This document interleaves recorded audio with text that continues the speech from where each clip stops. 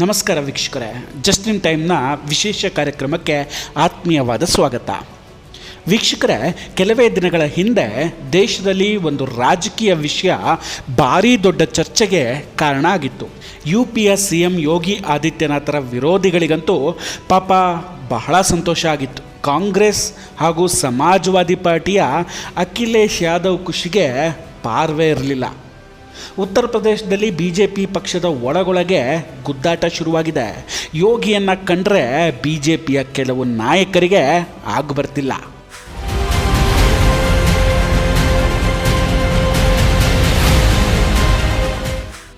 ಯೋಗಿ ಹಾಗೂ ಕೇಶವ್ ಪ್ರಸಾದ್ ಮೌರ್ಯ ನಡುವೆ ದೊಡ್ಡ ಮನಸ್ತಾಪ ಇದೆ.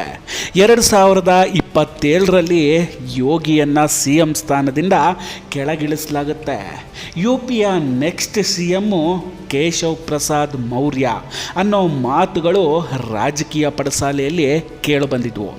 ಇದರಿಂದ ಅಫ್ಕೋರ್ಸ್ ಅಖಿಲೇಶ್ ಯಾದವ್ ಹಾಗೂ ರಾಹುಲ್ ಗಾಂಧಿ ಬಹಳ ಖುಷಿಪಟ್ಟಿದ್ರು. BJP ಒಡೆದು ಚೂರಾಗಿಬಿಡುತ್ತೆ.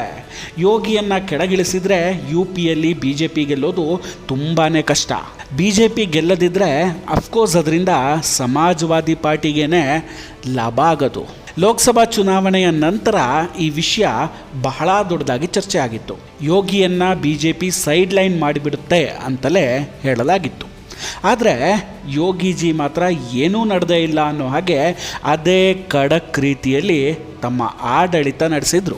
ಇವತ್ತಿನವರೆಗೂ ಕೂಡ ಎಲ್ಲರೂ ಯೋಗಿಯ ಕತೆ ಮುಂದೇನು, UP BJP ಮುಂದೆ ಏನಾಗಲಿದೆ ಅನ್ನೋ ಗೊಂದಲದಲ್ಲೇ ಇದ್ದರು.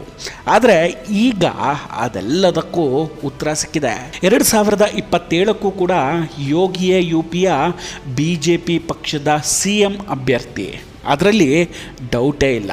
ಯಾಕಂದರೆ ಕೇಶವ್ ಪ್ರಸಾದ್ ಮೌರ್ಯ ಹಾಗೂ ಯೋಗಿಜಿ ನಡುವಿನ ಮನಸ್ತಾಪ ಇವತ್ತಿಗೆ ಕೊನೆಗೊಂಡಿದೆ. ಈ ಒಂದು ವಿಡಿಯೋವನ್ನು ನೋಡಿದರೆ ನಿಮಗೆ ಎಲ್ಲವೂ ಅರ್ಥ ಆಗುತ್ತೆ.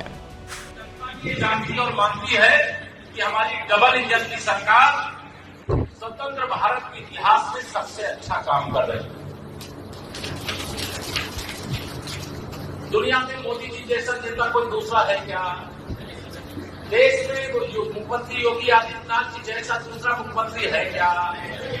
तो जब देश का नेता हमारा दुनिया का सबसे शक्तिशाली प्रभावशाली और प्रदेश के हमारे मुख्यमंत्री जब पूरे देश के मुख्यमंत्रियों की तुलना हो तो उसमें सबसे अच्छा काम इंडिया अगुवाई में किया जा रहा है, तो पीछे होना चाहिए कि आगे होना चाहिए?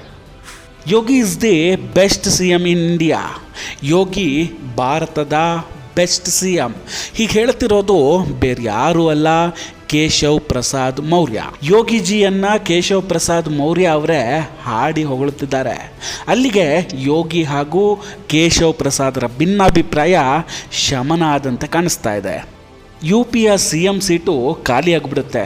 ನೆಕ್ಸ್ಟು ನಾವ್ಯಾಕೆ ಟವಲ್ ಹಾಕಬಾರ್ದು ಅಂದ್ಕೊಂಡವರಿಗೆ ಪಾಪ ಈ ವಿಡಿಯೋ ನೋಡಿ ಸಹಿಸ್ಕೊಳ್ಳೋದಕ್ಕಾಗ್ತಿಲ್ಲ.